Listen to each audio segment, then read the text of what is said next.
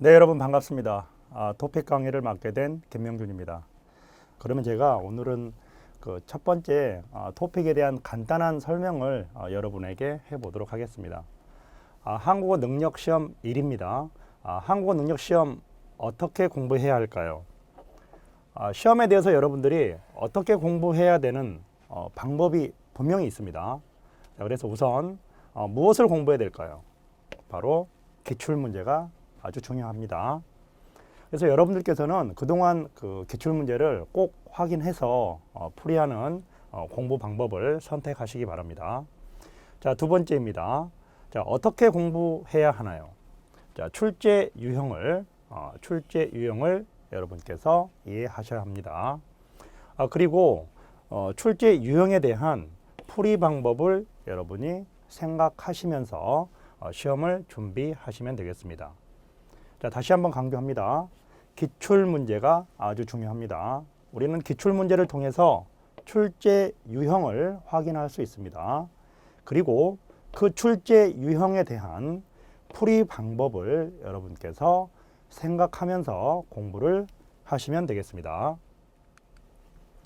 자, 한국어 능력시험 1은 1교시 듣기 30문제, 읽기 40문제. 자, 듣기는 40분 동안 진행이 됩니다. 듣기 할 때는 여러분께서 아주 집중을 잘 하셔서 문제를 풀이하시면 되겠습니다. 역시 읽기 문제도 60분 동안 40문제를 여러분이 풀이하시면 됩니다. 자, 그리고 3점 문제 20문제가 있습니다. 4점 문제 10문제가 있습니다. 자, 이쪽에는 2점 문제 20문제와 3점 문제 20문제가 있습니다. 따라서 여러분께서 80점 이상을 받게 되면 1급을 받을 수 있고요. 140점 이상을 받게 되면 2급을 받을 수 있습니다.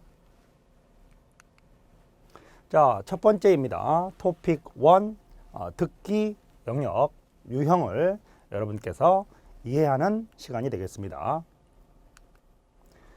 자, 유형 1은 물음에 맞는 대답을 고르는 문제입니다. 자, 적절하게 반응하는 문제입니다. 자, 첫 번째 유형입니다. 자, 긍정과 부정 질문과 긍정과 부정의 대답입니다. 자, 긍정으로 묻게 되면 긍정으로 대답을 하시고요. 부정으로 묻게 되면 부정으로 대답을 하시는 것입니다. 그리고 만약에 긍정으로 묻는다 하더라도 부정으로 대답을 할 수 있다는 것이고, 부정으로 묻는다 하더라도 긍정으로 대답을 할 수도 있습니다. 자, 두 번째 유형입니다. 의문사에 맞는 답을 찾는 유형입니다. 그래서 여러분께서는 각 의문사에 대한 공부를 꼭 하시고요. 자주 출제되는 의문사에 대해서 여러분들께서 꼭 정리를 하시기 바랍니다. 자, 세 번째 유형입니다. 대화 상황에 어울리는 말을 고르는 것입니다. 자, 여러분들께서 그동안 기출문제를 통해서 다양한 상황을 공부할 수 있었을 것입니다. 따라서 자주 출제되는 대화 상황에 대해서 여러분께서 꼭 정리를 하시기 바랍니다. 자, 두 번째 유형입니다. 두 번째 유형은 대화 장소를 찾는 유형입니다. 자, 이 대화 장소를 찾는 유형에서는 가장 중요한 포인트가 바로 상황을 생각하는 것입니다. 따라서 상황을 잘 생각하시고 맞는 대화 장소를 선택하시면 되겠습니다. 자, 세 번째 유형입니다. 자, 세 번째 유형은 중심 생각을 고르는 문제입니다. 중심 생각을 고르는 문제는 주제를 고르는 문제가 되겠습니다. 따라서 말하는 사람이 말하고자 하는 말을 여러분께서 선택하시면 됩니다. 말하는 사람이 남자인지 말하는 사람이 여자인지 그 남자와 여자에 해당하는 생각이나 느낌에 관계되는 단어를 여러분께서 선택하시면 정답을 찾게 될 겁니다. 자, 유형 네 번째입니다. 자, 유형 네 번째는 화제를 찾는 문제입니다. 자, 화제를 찾는 문제입니다. 화제는 대화에서 무엇에 대해서 말하는지 그 내용을 찾는 내용이 되겠습니다. 따라서 선택지에 있는 어휘와 관련이 있는 내용을 화제로 선택하는 문제가 되겠습니다. 자, 다섯 번째 유형입니다. 자, 다섯 번째 유형은 대화 내용에 알맞은 그림을 고르는 문제입니다. 자, 그림은 그림 속에 등장하는 사람이나 장소, 행동에 관련이 있는 어휘를 여러분께서 그림에 적어 주시면서 들을 때 그 어휘가 등장하는지 등장하지 않는지 판단하면서 여러분께서 답을 선택할 수 있겠습니다. 자, 유형 6번입니다. 자, 유형 6번은 세부 내용을 파악하는 문제입니다. 자, 이제 유형 6번부터는 여러분들이 집중해서 공부를 해야 하는 영역이 될 겁니다. 유형 5번까지는 쉽게 접근할 수 있지만 유형 6부터는 내용이 길어지고 지문 내용도 복잡하기 때문에 특히 긴 대화일 때는 여러분들께서 대화 내용과 같은 것을 고르라는 문제가 나올 경우 대화 내용에 등장하는 단어들을 꼭 적어 주시고 여러분께서 문제를 해결하시면 될 것입니다. 자, 그 다음에 긴 대화에서는 왜나 무엇을 이야기하는지 고르는 문제가 자주 출제되고 있습니다. 따라서 역시 대화 내용을 여러분들이 핵심 단어를 중심으로 잘 적어 주시면 왜에 대한 대답과 무엇에 대한 대답을 찾을 수 있을 겁니다. 자, 일곱 번째 유형입니다. 자, 일곱 번째 유형은 중심 내용을 파악하는 문제가 되겠습니다. 자, 어떤 이야기를 하고 있는지 고르는 문제가 있습니다. 자, 어떤 이야기는 바로 대화의 종류에 해당하는 문제가 되겠습니다. 자, 그리고 대화의 전체 내용을 여러분께서 꼭 정리하시면서 이때 정리할 때는 단어를 중심으로 여러분이 정리를 하시면 되겠습니다. 자, 그러면 여러분께서 대화 내용을 정리할 때는 말하는 사람이 남자 또는 여자일 겁니다. 따라서 남자에 해당하는 내용과 여자에 해당하는 내용을 구분하셔서 관련 있는 어휘를 중심으로 여러분이 정리를 하시면 되겠습니다. 자, 우리가 그동안 시험에서 보았던 자주 출제되는 대화의 종류가 있습니다. 자주 출제되는 대화의 종류로 인사나 부탁, 사과, 설명, 약속, 시간, 신청, 안내, 주문, 직업, 질문, 초대, 계획, 성격, 소개 이러한 대화의 종류를 여러분께서 꾸준하게 공부를 하시게 되면 이 유형을 잘 풀 수 있다고 생각합니다. 자, 이제 토픽 1의 읽기 영역의 유형을 이해해 보도록 하겠습니다.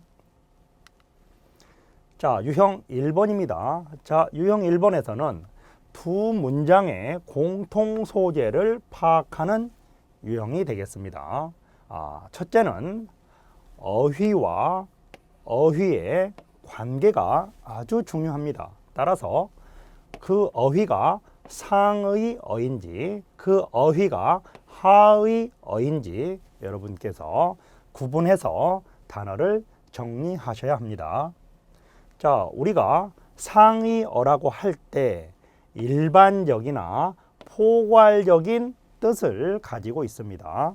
그리고 하의어라고 할 때는 구체적인 뜻을 가지고 있습니다.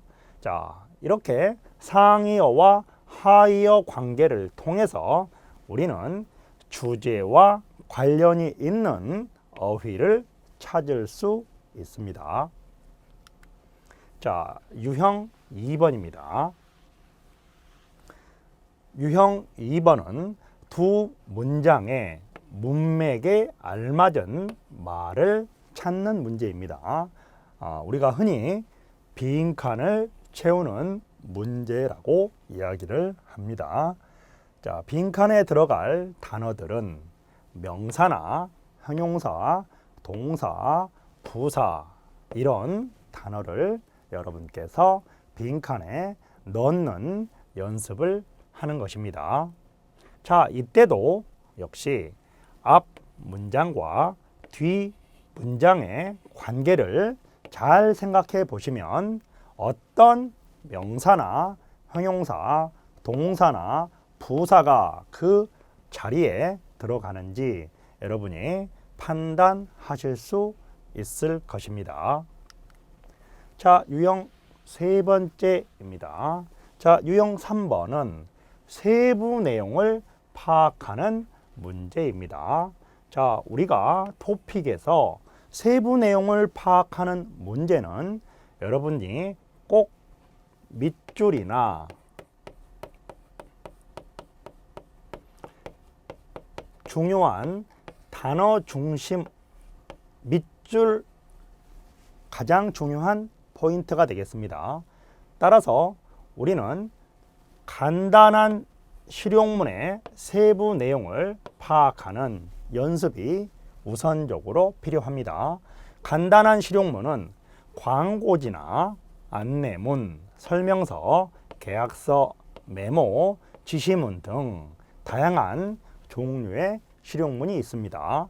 자, 우리는 그 실용문의 종류와 그 내용을 구성하고 있는 구성 요소를 시간이나 장소 등 다양한 핵심 내용을 중심으로 정리를 하면서 선택지와 비교해서 답안을 찾아가는 연습을 해야겠습니다. 자, 두 번째, 문단의 세부 내용을 파악하는 문제입니다. 자, 문단의 세부 내용은 우리가 정보를 찾아내는 문제라고 생각하시면 됩니다. 자, 우선 정보를 확인하는 문제가 있습니다. 그런 문제는 내용과 같은 것을 고르세요 라고 질문을 할 것입니다.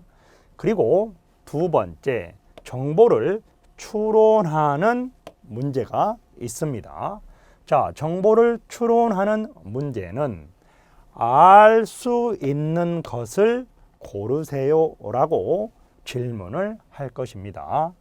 자, 마지막으로 세부 내용과 관련해서 글을 쓴 목적이나 이유를 찾으라는 문제가 있을 것입니다. 자, 유형 네 번째입니다. 자, 유형 네 번째는 중심 생각을 파악하는 문제입니다. 자, 중심 생각을 파악하는 문제는 결국 주제를 찾는 문제입니다. 자, 여러분이 글을 대하게 될 때 주제가 어느 위치에 있는지 여러분이 각각 확인할 수 있어야 하겠습니다. 자, 주제의 위치는 맨 앞부분에 있거나 맨 뒷부분에 있거나 시험의 난이도가 어렵다면 전체 내용을 주제로 확인하는 유형이 있을 수 있습니다. 따라서 여러분이 글을 읽을 때 맨 앞이나 맨 뒤를 조심하시고요. 맨 앞, 맨 뒤뿐만 아니라 전체 내용이 주제가 된다는 사실도 여러분이 함께 생각하면서 중심 내용을 파악하는 연습을 많이 하셔야 되겠습니다. 자, 이제 유형 5번입니다. 자, 유형 5번은 알맞은 말을 고르는 문제입니다. 자, 빈칸을 채우는 문제입니다. 자, 단어나 표현이나 문장을 여러분께서 잘 파악을 하시고요. 특히 단어는 우리가 접속 부사를 조심하셔야 됩니다. 그래서 자주 나오는 접속 부사 여러분이 꼭 정리하셔서 그 접속 부사의 역할이 앞 문장과 뒷 문장에 어떤 관계를 만들어 주는지 생각하시면서 문제를 풀이하시면 되겠습니다. 그 다음에 유형 6번입니다. 자, 제시된 문장과 의미가 같거나 다른 문장을 찾는 것입니다. 자, 이때는 제시된 문장에서 중요한 어휘에 꼭 표시를 하시기 바랍니다. 자, 그런 속담이나 관용 표현이 등장할 건데요. 그런 속담이나 관용 표현에 대해서도 여러분이 공부를 꼭 하시기 바랍니다. 자, 그러면 우리는 중요한 어휘가 과연 어떤 어휘인지 생각해 볼 필요가 있습니다. 따라서 사람이나 시간이나 장소나 방법이나 이유나 원인이나 조건이나 목적이나 결과와 같은 단어들은 아주 중요한 어휘이기 때문에 여러분이 꼭 표시를 하시면서 문제를 풀이하셔야 하겠습니다. 자, 이제 유형 7번입니다. 자, 유형 7번은 제시된 문장이 들어갈 위치를 고르는 문제입니다. 자, 문장에서 중요한 어휘에 표시를 하시고요.